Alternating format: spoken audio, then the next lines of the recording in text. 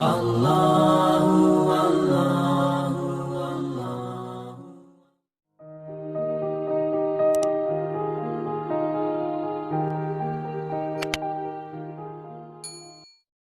है जो मोसेस मूसा ने दिया था, ये वही दीन है जो इसको जीसस ईसा ने दिया था। इसी को कुरान ने कहा शरअ लकुम मिनद्दीन मा वस्सा बिही नूहन वल्लज़ी औहैना इलैक वमा वस्सैना बिही इब्राहीम व मूसा व ईसा नक़ीमुद्दीन। ऐ मोहम्मद सल्लल्लाहु अलैहि वसल्लम, हमने आपको नया धर्म देकर नहीं भेजा, आपसे पहले इसी धर्म को स्थापित करने के लिए नूह आए थे और नूह के बाद हमने इब्राहीम को, मूसा को और ईसा को यही दीन देकर भेजा। और फिर मोहम्मद रसूलुल्लाह से कहा जा रहा है आप कह दो यहूदियों से और ईसाइयों से, आओ एक ऐसे कलमे की तरफ जो हमारे और तुम्हारे दरमियान बराबर है, कोई फर्क नहीं है। ला इलाहा इल्लल्लाह, अल्लाह नाबुदा इल्लल्लाह, हम अल्लाह के अलावा किसी और की इबादत नहीं करेंगे। ये सबका धर्म यही है, यही मूल मंत्र है, यही ओरिजिनल शिक्षा, तालीम, एजुकेशन यही है। पूरी यहूदियत, ईसाइयत, हिंदू धर्म, इस्लाम, दुनिया के बड़े बड़े 4 धर्मों को पढ़ जाइए आप मेरे भाइयों, एक भी लफ्ज इधर से उधर नहीं देखेंगे। ये शिक्षा, ये तालीम सबके अंदर पाई जाती है।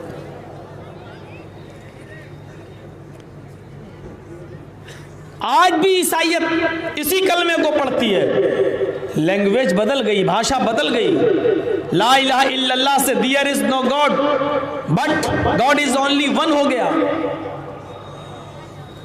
नूह अलैहिस्सलाम का कलमा ला इलाहा इल्लल्लाह, मनुस्मृति के अंदर ला इलाहा इल्लल्लाह की जगह एकम ब्रह्मा द्वितीय नास्ते हो गया।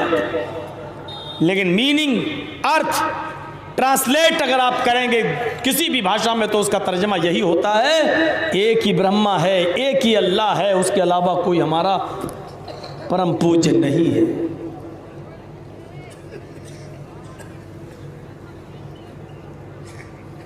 और जितने भी नबी इस दुनिया में आए, सारे नबियों ने आखिरी नबी मोहम्मद रसूलुल्लाह सल्लल्लाहु अलैहि वसल्लम के बारे में पेशिनगोई की, आखिरी नबी के बारे में बता दिया। हम उस आखिरी नबी को पहचान जाए, बात खत्म हो जाती है। जितने भी नबी, वइज़ अख़ज़ल्लाहु मीसाक़न नबिय्यीन लमा आतैतुकुम मिन किताबि व हिकमा, दुनिया में हमने जितने भी रसूलों को भेजा, जितने भी पैगंबरों को भेजा, हर नबी से एक वादा ले लिया, एक इकरार ले लिया। क्या आए नबियों तुम जा तो रहे हो, आए रसूलों तुम जा तो रहे हो, दुनिया में हम तुम्हें नबी बनाकर भेज तो रहे हैं, लेकिन एक वादा करो, अगर तुम्हारी जिंदगी में हमारे आखिरी नबी आ जाए, तुम्हारी जिंदगी में मोहम्मद रसूलुल्लाह को हम आखिरी नबी बनाकर भेज दें, तो तुम्हारी जिम्मेदारी क्या होगी, तुम्हारी ड्यूटी क्या होगी। आदम को भेजा, एक मीसाक लिया, नूह को भेजा, एक वादा लिया, याकूब को भेजा, इब्राहिम को भेजा, जकरिया को भेजा, इसहाक को भेजा, शुएब को भेजा,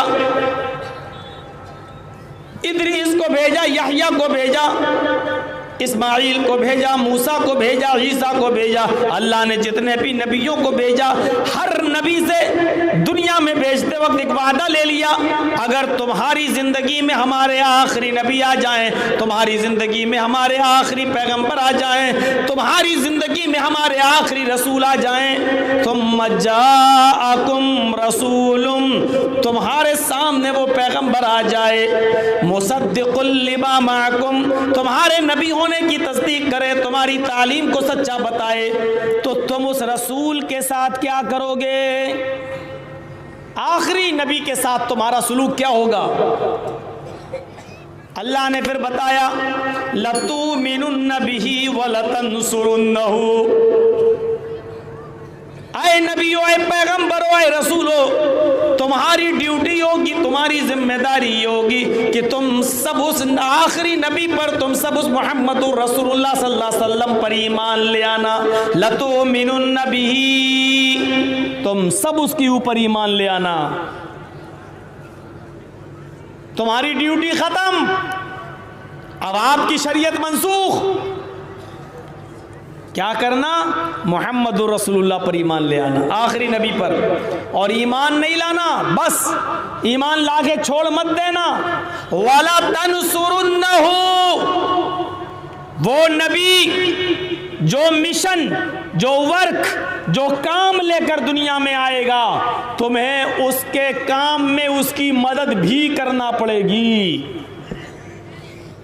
उसके काम में तुम्हें उसकी मदद भी करना पड़ेगी। तुम्हारी शरीयत ख़त्म, तुम्हारी दावत ख़त्म, तुम्हारी तबलीग ख़त्म। अब तुम नबी पर ईमान लाओ, मोहम्मद रसूलुल्लाह पर। और नबी जो काम लेकर गया, जो मिशन लेकर गया, जो वर्क लेकर गया, उसके काम में तुम्हें उसकी मदद भी करना है। देख रहे हैं आप, हर नबी ने दुनिया में आने के बाद पेशीनगोई की। अल्लाह ने उससे कहा, उसने दुनिया में आने के बाद बताया। मैं समझता था, मुझे डाउट था, और कई मर्तबा मुझे जैनियों के सरधर्म सम्मेलन में जाना पड़ा। गया हूँ, बुलाया गया, और उनको बड़े दावे थे कि हमारे किताब में, हमारे मज़हब में तो हमारे महावीर जी के अलावा किसी का नाम ही नहीं है। हमको बड़ा ताज्जुब होता था। एक साल पूरा मुताला करने के बाद, एक साल पूरा जैन शास्त्र पढ़ने के बाद मैं इस नतीजे पे पहुंचा कि जैन शास्त्र के अंदर भी मुहम्मदुर रसूलुल्लाह का नाम मौजूद है। जैन शास्त्र में मुहम्मदुर रसूलुल्लाह का नाम अरहन आया है, अरहन। तो पूजा नहीं कर सकता है तो मत कर, तू किसी गरीब की सेवा नहीं कर सकता तो मत कर, तू किसी गरीब स्त्री, किसी बेवा औरत की सहायता नहीं कर सकता है तो मत कर, तू किसी यतीम की परवरिश नहीं कर सकता है तो मत कर, तुझे चिंता करने की जरूरत नहीं है, तेरे लिए अरहन काफी है। ये लिखा है जैन शास्त्र में, तेरे लिए अरहन काफी है। उससे पहले हमें समझना होगा, तू पूजा नहीं कर सकता तो मत कर। पूजा, इबादत तो हर धर्म के अंदर होती है, और जो आदमी जानबूझकर इबादत न करे, तर्क कर दे, छोड़ दे, तो वो गुनाहगार है। हमारे यहाँ तो यही है कि जिसने अगर नमाज छोड़ दी, नमाज एक इबादत है, इस्तिताअत है हज करने की, लेकिन नहीं जाता तो गुनाहगार है। जो आदमी साहिब इस्तिताअत है और इसलिए रुका हुआ है कि अभी मेरी बेटी की शादी होना बाकी है, जब बेटी की भी शादी कर देंगे तब जाएंगे हज करने। और बेटी की शादी करने से पहले या हज करने से पहले मर गया तो मात अलल मजूसिय्या, वो दीन इस्लाम पर नहीं मरता, वो मजूसियत की मौत मरता है। सवाल यह है कि मौलाना साहब क्या बेटी की शादी छोड़ के हज करें आए? आपके पास इस्तिताअत है, आपको जाना पड़ेगा हज करने इसी साल। साहब बेटी की शादी, 5 लाख रुपए का जहेज देना, ये जहेज आपने खुद, आपके समाज ने जहेज की नौबत खड़ी की है। शरीयत ने जहेज का आपको पाबंद नहीं किया था। ये आपके अपने घर के मसले हैं। आपके पास पैसा है और अभी टाइम है, इस्तिताअत है, आपको हज करने जाना पड़ेगा। नहीं साहब 1 साल के बाद बेटी की शादी करूंगा तब जाएंगे, और उससे पहले अगर आपका इंतकाल हो गया तो मात अलल मजूसिय्या, ये आदमी दीन इस्लाम पर नहीं बल्कि मजूसियत पर मरता है। हालत कुफ्र में इसका इंतकाल होता है। समाज ये चीज़ पर भी गौर करे। कितने बैठे हुए हैं मदरसों में चंदे देने वाले, खूब देंगे 100-200 रुपये। उनके घर पे जाके जायज़ा लीजिए ये लोग साहिब इस्तिताअत हैं या नहीं। 1.5-2 लाख रुपए किसके पास नहीं होंगे?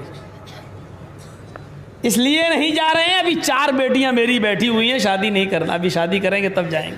और हमारे यहाँ दस्तूर यह है कि बेटों की शादी हो जाए, बेटियों की हो जाए, और जब हम बिल्कुल लाठी लेके चलने के लायक हो जाएंगे तब जाएंगे हज करने।